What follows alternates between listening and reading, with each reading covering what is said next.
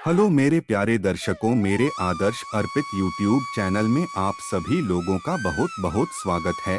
मैं आज बहुत ही ज्ञानवर्धक बातें लेकर आया हूं आप लोगों के बीच में। दोस्तों, आप लोगों को बता दूं, इस चैनल पर जो भी वीडियो मिलती हैं, शास्त्र पुराणों के अनुसार बताया जाता है। अगर आप भी शास्त्र पुराणों और सनातन धर्म से जुड़ी बातें जानने का जिज्ञासा रखते हैं तो मेरे चैनल को सब्सक्राइब करके बेल आइकन ऑन कर लीजिए। तो दोस्तों, आज हम बताने वाले हैं विधवा होने का लक्षण। पति के मरने के बाद विधवा स्त्री का जीवन कैसे संघर्ष रहता है। तो आइए हम आपको इस बारे में संपूर्ण जानकारी प्रदान करते हैं। विधवा होने के लक्षण। एक विधवा स्त्री के कैसे लक्षण होते हैं, इसके बारे में थोड़ी महत्वपूर्ण जानकारी हमने गरुड़ पुराण के अनुसार प्रदान की है। एक विधवा स्त्री को अपने जीवन में काफी सारे संघर्ष का सामना करना पड़ता है। पति की मृत्यु के बाद कुछ विधवा स्त्रियां दूसरी शादी करके अपने जीवन को बेहतर बनाने की कोशिश करती हैं।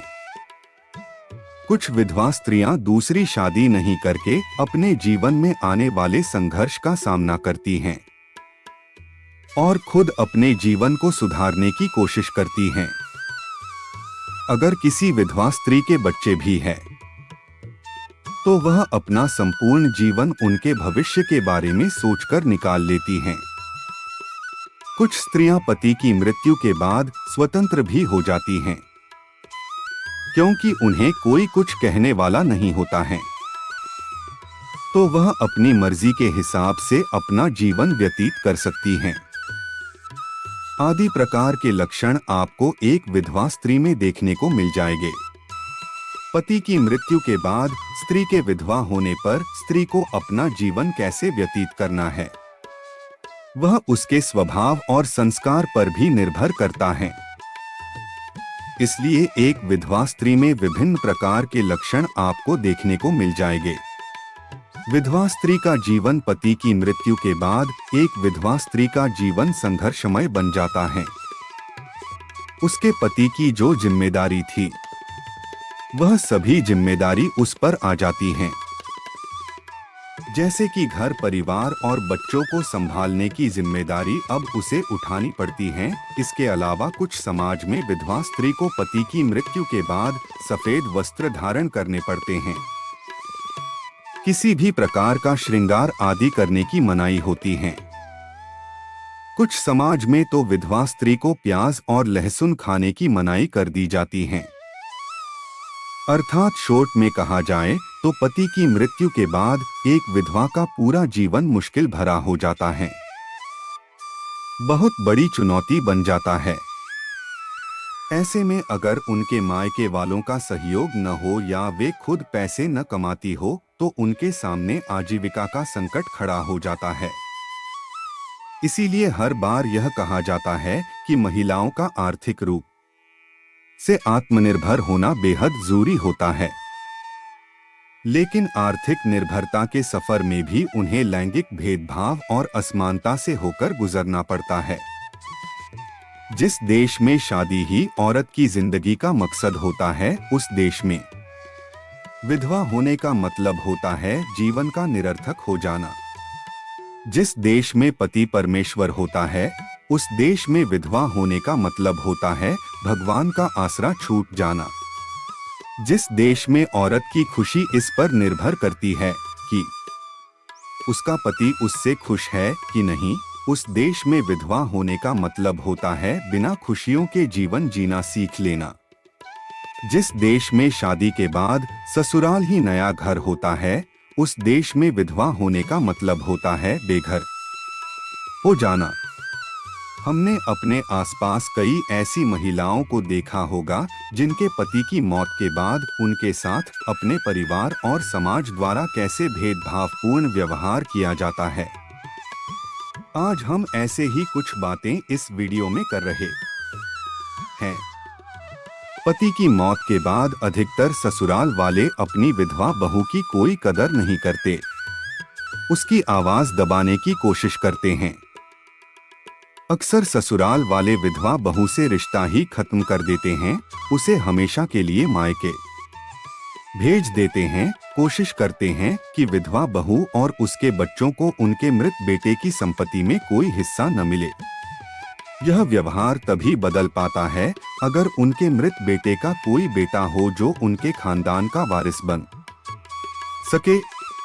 यहाँ भी स्त्री को इज्जत पाने के लिए एक पुरुष पर आश्रित होना पड़ता है, फिर भले ही वो उसका बेटा ही क्यों न हो। बावजूद इसके परिवार के जरूरी कार्यक्रम, त्योहार, शादी आदि में विधवा बहू को शामिल नहीं किया जाता। हम भले साल 2023 में जी रहे हैं, लेकिन समाज की सोच आज भी वही है। पति की मौत के बाद औरत की दोबारा शादी कोई मुद्दा ही नहीं होता। समाज यह मानता ही नहीं है कि एक विधवा औरत की भी सेक्सुअल नीड्स हो सकती हैं। क्या पति के मरने के बाद औरत की सेक्सुअल जरूरतें भी खत्म हो जाती हैं? सिर्फ यही क्यों, क्या एक अकेली विधवा औरत को एक साथी की जरूरत नहीं होती जिसके साथ वह खुलकर अपने मन की सारी बातें साझा कर सके? विधवा पुनर्विवाह पर बातचीत तो शुरू हुई है हमारे समाज में, लेकिन अभी भी अधिकतर विधवाएं पुनर्विवाह के लिए हिम्मत और साहस नहीं जुटा पाती। हमारे परिवार और समाज का माहौल भी विधवा पुनर्विवाह के प्रति आज भी एक सकारात्मक रवैया नहीं रखता। अकेलेपन के डर से विधवा के बच्चों का ब्याह जरूरी होता है, लेकिन विधवा का नहीं। क्या अकेलापन सिर्फ जवानों को खाता है? अधेड़ उम्र और बूढ़े लोगों को अकेलापन नहीं खाता। तलाकशुदा और विधवा महिलाओं के जीवन को नियंत्रित करता परिवार और समाज। हमारे देश में एक शादीशुदा महिला को ही इस लायक समझा जाता है कि वह सारे रीति रिवाजों में बढ़ चढ़कर हिस्सा ले सके। इसका नतीजा ये होता है कि शादी, ब्याह हो या पूजा के काम हो, विधवाओं को ऐसे कार्यक्रमों में आगे आने नहीं दिया जाता है या शामिल ही नहीं किया जाता। यही नहीं, पति के मरने के बाद भारतीय समाज के मुताबिक एक औरत अपशकुनी हो जाती है, उससे तैयार होने का, सजने संवरने का अधिकार छीन लिया जाता है। उसे मजबूर किया जाता है अपनी इच्छाओं को मारकर एक सादा जीवन जीने के लिए।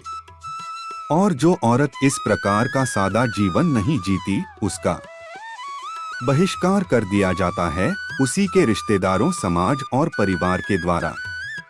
अगर कोई विधवा अपना जीवन एक बार फिर से शुरू करना भी चाहे तो समाज पूरी ताकत लगा देता है उसे रोकने की। अब क्या करना है? पढ़ लिख कर, क्यों करनी है नौकरी, क्यों करना है अपना कुछ और काम, और न जाने ऐसे कितने सवाल। ये सब सिर्फ सवाल नहीं होते, बल्कि हमारी एक गहरी मानसिकता को जाहिर करते हैं, जो ये है कि एक औरत को शादी के बाद जीवन खत्म कर देना चाहिए और जीवन में मतलब ढूंढने की कोशिश भी नहीं करनी चाहिए। और फिर मतलब ढूंढना ही है तो अपने बच्चों में ढूंढे और अपने में ढूंढे। अपना अस्तित्व बनाने की जरूरत क्या है? अगर हमारा समाज इतना ही प्रगतिशील होता तो आज भी वृंदावन में वृद्धा आश्रम नहीं चल रहे होते। एक विधवा भी किसी घर के बहन बेटी है। भगवान ना करें ऐसी संकट अगर अपने बेटी पर आती तो आप क्या करते हैं? अगर किसी घर में छोटी सी नन्ही सी जान जन्म ले तो उसे लक्ष्मी का दर्जा दिया जाता है। तो वही लक्ष्मी बड़ी होने पर कुछ कारण बस विधवा हो जाए तो कुलछनी कैसे हो सकती हैं? छोटी थी तो लक्ष्मी थी, तो मरते दम तक ही लक्ष्मी रहती है। आप अगर माने या ना माने, सनातन धर्म मानता है विधवा रेखा ज्योतिष शास्त्र के अनुसार हमारी हथेली में सबसे छोटी उंगली के नीचे विवाह रेखा मौजूद होती है। यह रेखा आगे जाकर अगर हृदय रेखा से मिलती है या फिर इस रेखा पर कोई काला धब्बा मौजूद है तो ऐसी रेखा जातक के लिए सही नहीं मानी जाती है।